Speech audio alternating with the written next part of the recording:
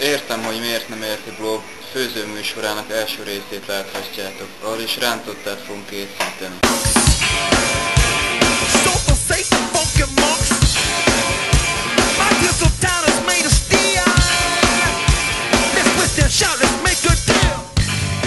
Nézd, hogy milyen sorrendben törjük fel a tojásokat, mert a ősi pogány rítusok szerint akkor jön csak igazán elő az aroma belőle.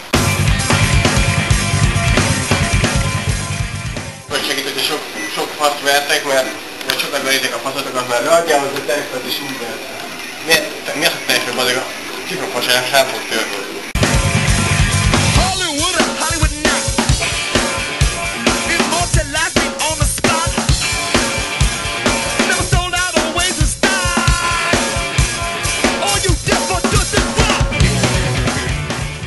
Pazar.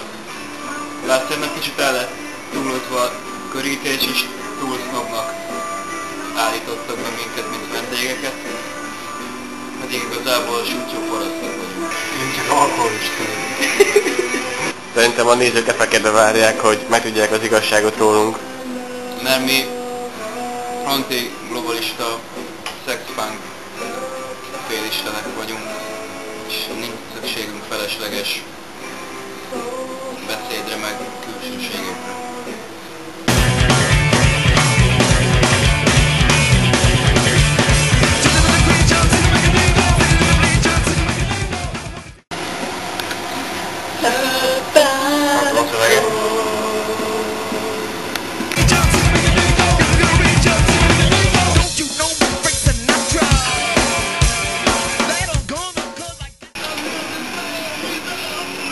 Mindig nem láthattuk, de Dávid most egészen fordított át a rántottát.